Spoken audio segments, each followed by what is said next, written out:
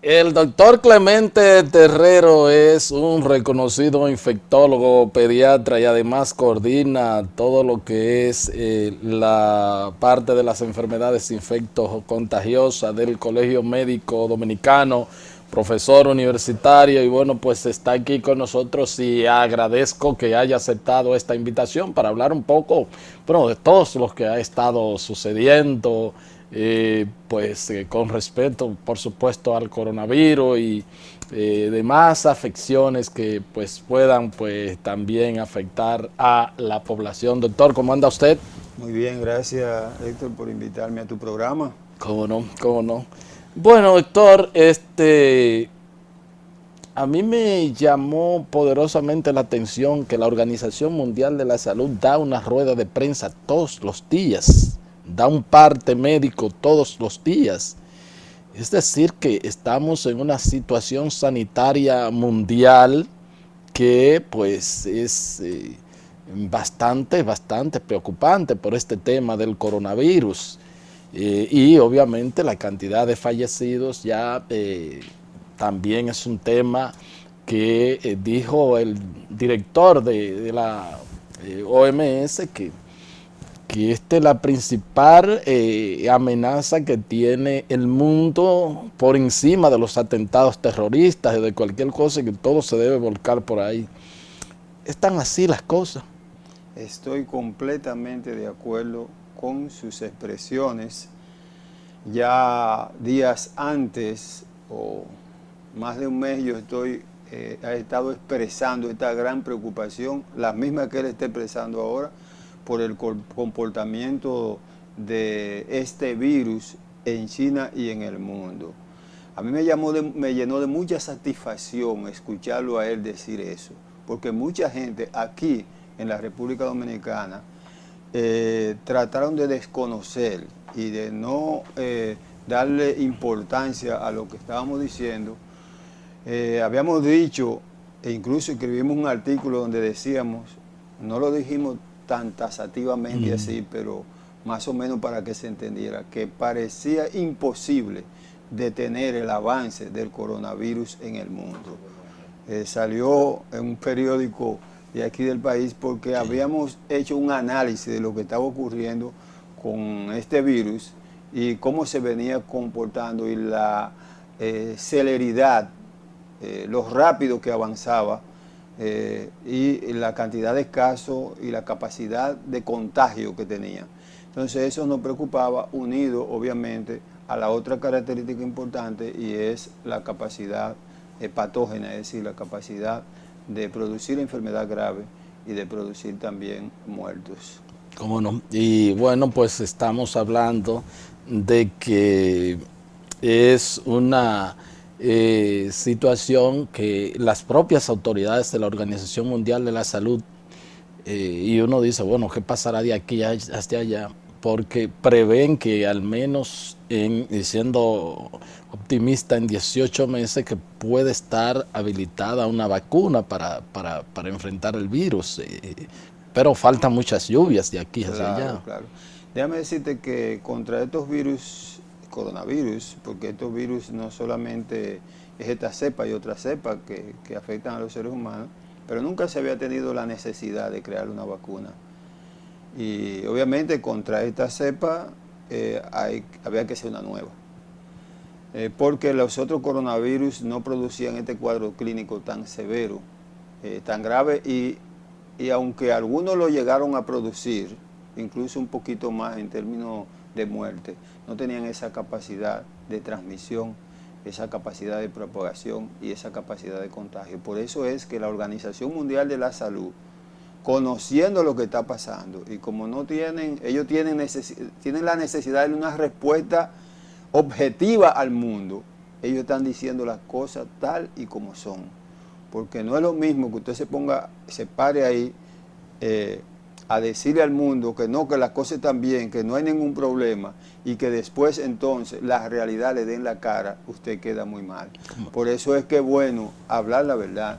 Y yo pienso que yo me siento muy satisfecho, contento con esas declaraciones, porque en principio se quiso como minimizar y querer decir como que uno estaba tratando de alterar, de provocar pánico en la población, y no es así. Bueno, eso pasó guardando la distancia con el médico que dio la alerta en China, cuando él pues quiso poner, o sea, decir cuál era la gravedad, y bueno, pues hasta se le forzó a retirar su versión. Finalmente él murió porque fue infectado también, pero si quizás se le hubiese hecho, se le hubiese puesto atención a su versión, pues otras cosas quizás se hubiese frenado, quizás esa expansión más rápido. Sí, porque uno tiene que ser analista, es decir, en estos casos, él, probablemente como médico y con conocimientos y habilidades y entrenamiento en esto, podía ver mucho más allá de lo que las otras personas no ven, ¿verdad? Entonces, por eso él pudo predecir eso y llamar la atención. Y obviamente, mira lo que le pasó.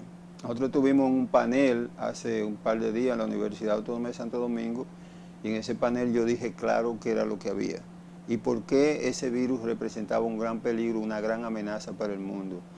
Hoy en día, aunque en la República Dominicana no tenemos casos, pero el mundo entero está en amenaza. Y obviamente los que más en mayor peligro tienen son los países grandes, que reciben muchos vuelos, que tienen una gran población. Esos son los que tienen mayor riesgo actualmente. Luego nosotros vendremos en escala un poquito más abajo, pero la verdad es que Pero estamos dentro del juego también. estamos dentro del juego, y esto representa un peligro, una amenaza para todo el mundo,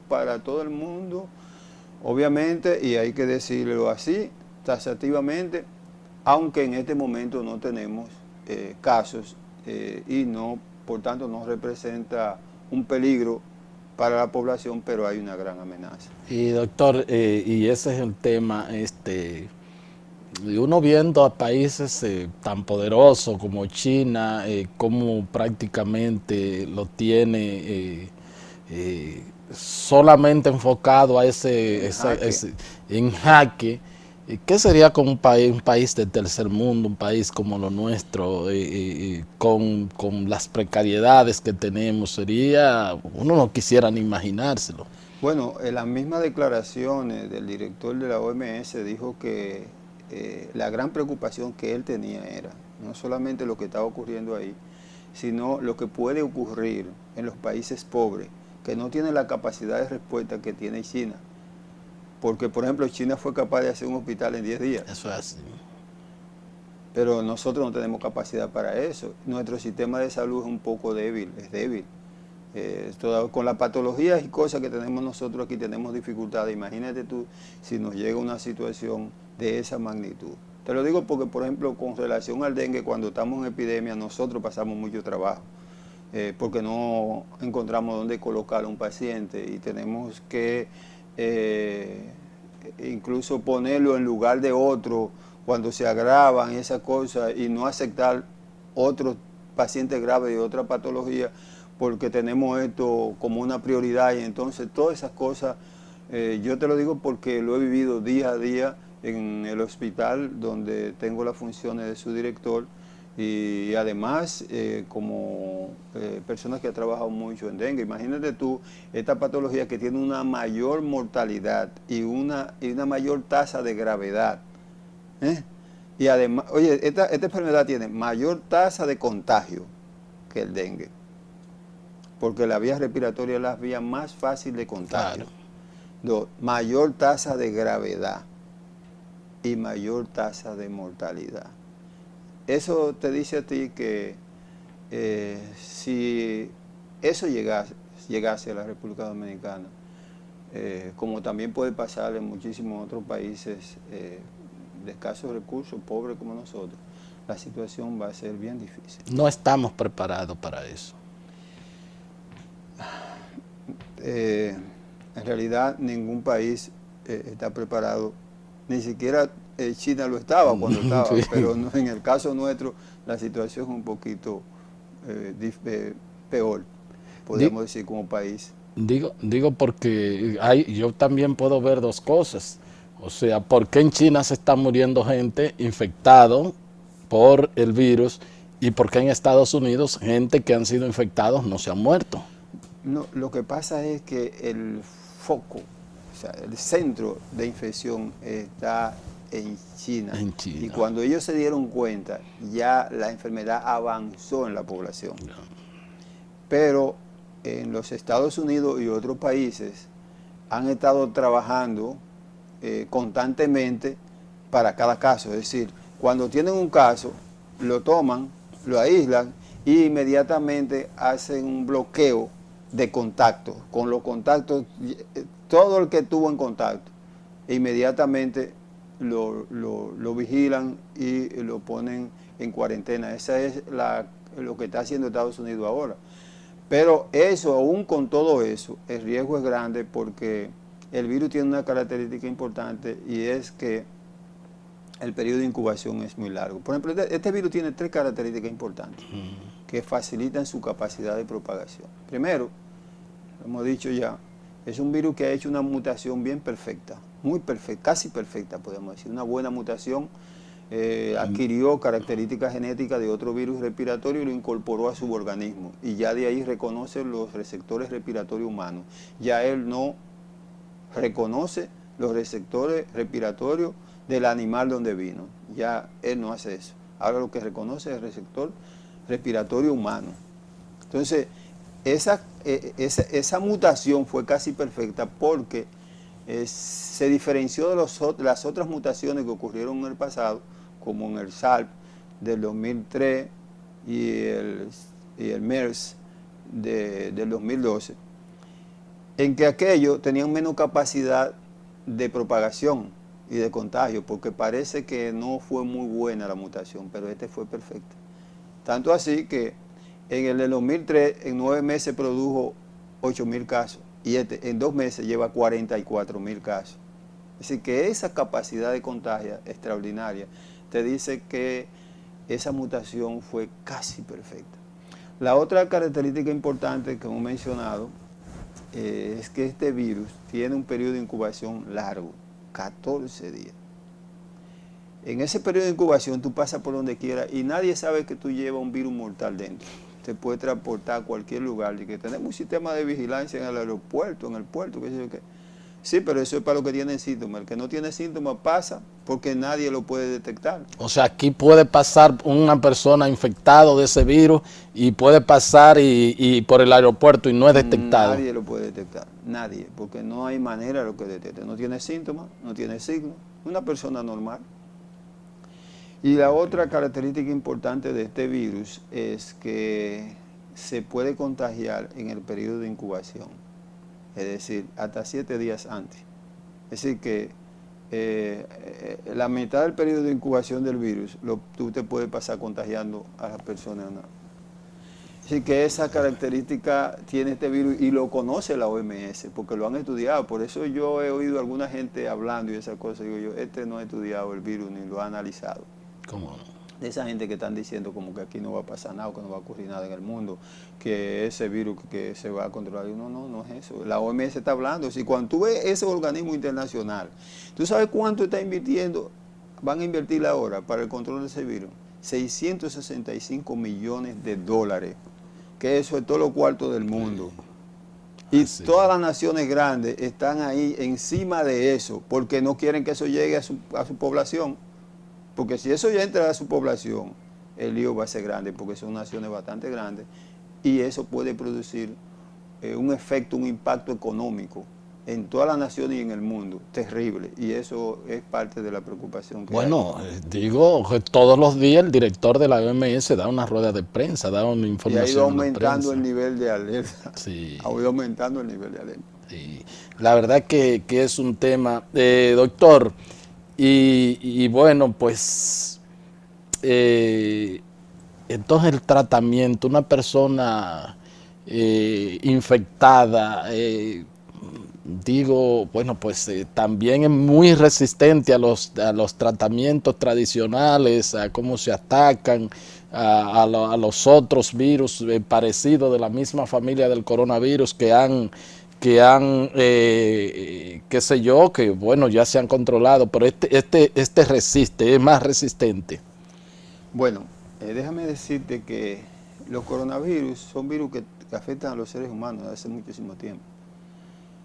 La primera cepa se aisló en la década del 60. Pero eran coronavirus, son coronavirus, por lo menos de esa época, que no producen un cuadro clínico muy severo. En general, nunca es muy raro que puedan poner en riesgo la vida de la persona porque sufren un resfriado común. Entonces, parece que la industria, los países, y nadie se va a poner a gastar en algo para crear medicamentos para algo que es banal, que es sencillo. Y por eso nunca se trabajó en un antiviral. En las dos epidemias importantes, de los dos brotes importantes que ocurrieron efectivamente en este siglo, que fue en el 2003 y en el 2012, que son los virus más patógenos, más letales, en el 2003 que hubo 700 y pico de fallecidos, y en la otra en el 2012 que hubo alrededor de 800. Fueron virus que tuvieron una expresión muy limitada a la población, se controlaron y no hubo ningún problema. Ahora, este virus es una gran amenaza, produce muchos muertos, tiene mucha capacidad de propagación, produce mucha gente grave. Entonces, ahora es que la OMS ve la importancia que tiene crear un antiviral que sea efectivo contra este virus. Incluso la OMS invitó a una reunión de científicos para el día de ayer y hoy, para discutir 3 aspectos básicos. Uno de esos era crear un test diagnóstico rápido, porque por ejemplo aquí viene un caso y nosotros no lo podemos detectar. No sabemos porque no tenemos un test diagnóstico, tenemos que mandarlo a Estados Unidos. ¿No es? Aquí hay que mandar hay que mandarlo a Estados Unidos, aquí no lo podemos diagnosticar. O sea que para diagnosticarlo, ¿cuánto más o menos se espera? En 3 días se puede diagnosticarlo, enviando la muestra a Estados Unidos. Yeah. Esa es una. Pero si tenemos un test rápido, lo podemos nosotros hacer aquí mismo y decir se trata o no se trata. El otro elemento básico es la creación o la elaboración de un medicamento, de un antiviral efectivo, porque hasta en la actualidad se están usando antivirales que se usan en otro tipo de virus. Por ejemplo, se usa el oseltamivir, que se emplea en la infección del virus de la influenza H1 y N1, y los otros 2 antirretrovirales que se usan contra el virus del SIDA. Y como no hay nada, ellos están empleando eso para ver si tienen algún resultado. Los que lo han usado, los médicos dicen que los resultados han sido buenos, pero no sabemos si es que el antiviral ha surtido ese efecto, era que como quiera se iban a mejorar por todas las medidas de apoyo y asistencia que se le da al paciente. Okay. Pero, entonces, con esto se necesita entonces tener un antiviral que sea efectivo, que pueda reducir el impacto en el organismo, pueda evitar la gravedad y pueda evitar los fallecimientos. Y el tercer aspecto que de esa convocatoria que hizo la OMS es la creación de una vacuna. Sí, así es decir que actualmente no tenemos ese antiviral. Las industrias farmacéuticas, que son las que lo hacían, no le veían mucha importancia, ni tampoco veían que iba a dejar mucho beneficio, pero ahora sí este virus ha provocado que el mundo científico y sobre todo comercial, o las dos cosas, se puedan dedicar a elaborar un medicamento que sea efectivo contra este virus. ¿Cómo no? Bien, pues solicito el permiso del doctor Clemente Terrero. Si usted lo escucha hablar, ya sabe que es toda una autoridad en pues la disciplina, la especialización de la infectología. De hecho, él coordina todas las enfermedades infectos contagiosas del Colegio Médico Dominicano, es profesor universitario, es médico del Robert Reed, en sentido general, ha estado en otras instituciones de salud. Pausamos y ya regresamos con la parte complementaria de la entrevista. Continuamos con esta entrevista con el doctor Clemente Terrero. Es un reconocido y reputado infectólogo. Él es que coordina pues todo lo parte de las enfermedades e infectos contagiosas del Colegio Médico Dominicano, es profesor universitario, es médico del Robert Rick Cabral, tiene funciones ahí también ejecutivas y ha estado en las instituciones privadas. Doctor, bueno, pues entonces, ¿qué hacer? ¿Usted cree que el tema de la transparencia, el tema de la verdad, el tema de informar a la población, el tema, usted simpatiza, ya lo ha dicho 2 veces, con la posición de la Organización Mundial de la Salud, que le está hablando todos los días al mundo? ¿Usted cree que esto es importante, que esto hay que conversar, que a la gente hay que decirle, hay que educarlo, hay que formarlo y hay que decirle qué es lo que está sucediendo? ¿O esto es un tema que debe ser tratado en ustedes los médicos solamente, los profesionales, los expertos? ¿Cómo se debe manejar en ese sentido? Mira, hay una frase muy importante que dijo Jesús, que es: conoceréis la verdad y la verdad os hará libre. Yo siempre pienso que tú vives más feliz si conoces la verdad. La gente tiene el derecho, sobre todo, de saber la verdad. Nadie tiene la potestad y el derecho de ocultarle lo que está pasando a las personas que pueden ser afectadas. Porque incluso creo que es un asunto hasta humano y un asunto que tiene que ver con la justicia. No, y una cuestión también de derecho. La salud es un derecho fundamental. Ocultar una enfermedad o el impacto, lo que esté ocurriendo, es un crimen. Y yo pienso que la OMS está claro en eso.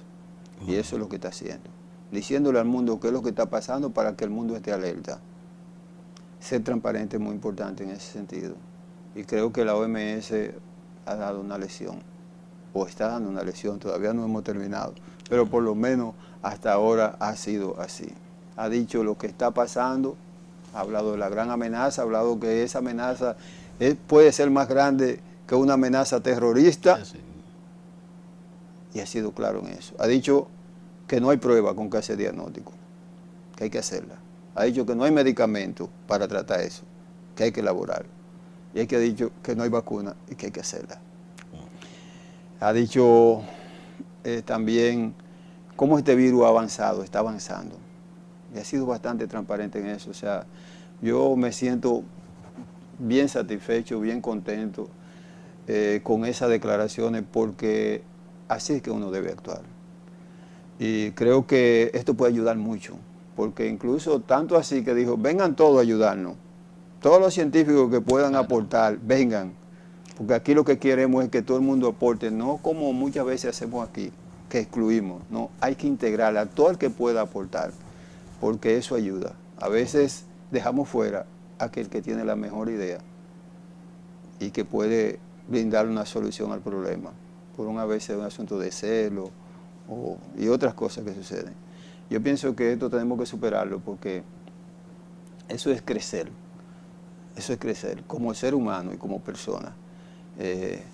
Tratar de darle la participación a los demás para que los demás se integren, porque aquí esto no es de una sola persona, es de todo el mundo. Todos vivimos en un país y en el mundo, y tenemos el derecho, al mismo tiempo de conocer, tenemos el derecho de aportar, porque eso nos puede afectar a nosotros, o puede afectar a un familiar, o a un amigo, o a un ser humano al cual uno quiere. Ahora, que yo pienso que ese es un gran mensaje, y eso va a servir mucho para el mundo. No solamente para los problemas de la salud, sino para otros problemas que tenemos en el mundo. Y creo que el director se ha manejado excelentemente bien. No ha escatimado esfuerzo en ese sentido, en su transparencia. Y yo me siento bastante contento, satisfecho y feliz, porque nosotros tratamos de hacer lo mismo. Antes no habíamos tenido la oportunidad de oírlo ahí, gracias o a esta desgracia, podemos decir. Hemos podido ver una persona que realmente actúa de esa forma, tal y como uno quiere que la gente y los que tienen funciones actúen. Y dígame una cosa, ¿se le está diciendo toda la verdad aquí y se está informando a la población debidamente? Sí, aquí ha habido cierto manejo bastante inicialmente con eso, aunque a veces, por ejemplo, nos manejamos porque tenemos esas ideas de dictadura y de cosas, no, que aquí además lo único que puede dar información es, o sea, eso no debe ser, eso no debe ser. Creo que el que puede aportar y el que puede incluso anunciar, o dar a conocer algo que está pasando, es importante. Creo que, por ejemplo, los casos que han llegado al país de sospechosos han sido documentados porque tenemos una prensa también y personas que se encargan de eso se han dado los partes correspondientes. Esos últimos 5 casos que llegaron y que se aislaron en el hospital militar, exactamente, Ramón de Lara, no fueron los primeros 5 sospechosos, ya habíamos tenido otros que se habían manejado internamente, claro, se manejaron con más discreción porque era iniciando que estaba el caso y además la población no conocía y lo manejamos así, se le dio respuesta, realmente no resultaron ser coronavirus, aunque no tenemos la prueba aquí, pero tenemos la posibilidad de mandarlo fuera del país. Pero con la prueba que tenemos aquí podemos detectar si se trata de otro virus y algunos casos de eso fueron otros virus respiratorios, precisamente virus de la influenza que produce un cuadro clínico muy similar, fueron tratados y no hubo ningún problema. ¿Cómo no? A propósito, vi una comisión ahí que se anunció y no lo veía usted, porque usted no lo llamaron, no se lo comunicaron. No creo que me inviten. No. ¿Y por qué? No sabemos por qué, pero no creemos. ¿O será que usted es un hombre que le gusta decir lo que hay? Bueno, si me invitan ahí, saben que yo voy a decir las cosas tal y como son. Si no quieren que se digan como son, pues que no me inviten. Y además yo no me voy a sentir mal con que no me inviten. Yo me siento bien con lo que estoy haciendo y además tengo más libertad de poder venir aquí a hablar contigo, decirte lo que yo pienso sobre esto. Porque yo no voy a decir lo que otro piensa o lo que otro quiere que yo le diga. No, yo voy a decir lo que yo quiero decir. Porque mi compromiso es con la población y con el pueblo. Y yo tengo que orientar a este pueblo y decirle a este pueblo qué debe hacer sobre esto y que conozca lo que está pasando. Porque el conocimiento es un derecho universal, el que tiene todo ser humano, de saber lo que está pasando para poder vivir como debe vivir. En conocimiento. ¿Cómo no? Hay una explosión de 2 cosas fundamentales ahora por esta situación. Número 1 es los padres, la gente está vacunando mucho contra la influenza. De hecho, pues tengo conocimiento de causa de vacunas en el sector privado bastante caras y hay gente que están comprando hasta mascarilla por Amazon y por todo eso. Esas son, ¿en qué puede eso pues mitigar un posible impacto, Dios no lo quiera, de esa cepa del coronavirus? Bueno, con relación a las vacunas del virus de la influenza H1N1 no va a mitigar en nada, porque son 2 cepas completamente diferentes. Y no solamente cepas, son 2 especies completamente diferentes, porque, por ejemplo, tenemos diferentes cepas de coronavirus, pero el coronavirus es un virus distinto al virus de la influenza, son 2 completamente distintos, ¿no? De manera que lo que sí es bueno esto es que va a impedir que muchas personas pues puedan sufrir de la infección por el virus H1N1, sobre todo esa persona que se vacuna, porque la verdad es que tenemos un brote bien grande en la República Dominicana, ese virus. El virus de la influenza A y B. Es una cosa, es más, déjame decirte, yo no tengo muchos años que no veía un brote tan grande como lo que estamos viendo. ¿Es verdad? Sí. Es una situación que... Del H1N1. H1N1 es una cosa terrible, sobre todo el mismo distrito, es una cosa terrible. No H1N1, la AH1N1 y el B, el virus de la influenza A y B, están ahora mismo circulando fuertemente en la población, de manera que esa vacuna, sobre todo la vacuna del virus de la influenza, va a impedir que se pueda padecer esa... ¿Y por qué, doctor, esa gran cantidad de ese brote? Esos virus son generalmente en este periodo, sobre todo diciembre, noviembre, diciembre, enero y hasta febrero, son virus estacionarios y a veces aumenta mucho la presión con la circulación de la gente y los cambios de temperatura. Ha sido bastante grande el brote que hemos tenido. Incluso algunos pacientes han habido que hemos tenido casos o conocemos casos de pacientes que han tenido que ser metidos a la unidad de cuidado intensivo por este virus, porque este virus es una cepa, la nueva cepa del virus de la influenza H1N1 es bastante fuerte y patógena, es diferente a la que teníamos antes. De manera que en ese sentido puede ayudar, pero no va a ayudar en nada contra el coronavirus, en nada. Por lo menos el brote, la epidemia de coronavirus ha traído esa... No hay nada malo que no tenga algo bueno, exacto. Que la gente acuda a vacunarse, que eso realmente no lo habíamos visto tampoco antes. Como no, el tema de las mascarillas. La mascarilla, realmente no hay una necesidad. Porque no tenemos ese virus aquí. Incluso otras naciones grandes no ha llegado. Solamente en América hay 2 países que se han presentado casos. Uno en Estados Unidos y otro en Canadá. O sea, esos son los 2 países que tienen. Así, todavía esa epidemia no ha atravesado la barrera geográfica, podríamos decir. Por suerte. Y que nosotros podamos tener ese riesgo de contagio en la población. De manera que no hay necesidad de tener esas mascarillas, por lo menos hasta ahora, si llegase en algún momento, ahí sí nosotros, o la población, recomiendo que sí, que debiera usar mascarilla, porque ya el virus pueda estar en la población, y la verdad que nadie quiere que ese virus entre a su organismo, porque lo puede matar. Muchísimas gracias, doctor. Qué bueno tener todas estas informaciones y una gente que hable con tanta claridad. Y pues en lo sucesivo, ojalá y que no tengamos nada de eso, pero lo estaremos contactando. Muchísimas gracias, doctor. Gracias a todos ustedes por haber estado con nosotros y será pues hasta otra entrega de su programa de Agenda. Hasta entonces.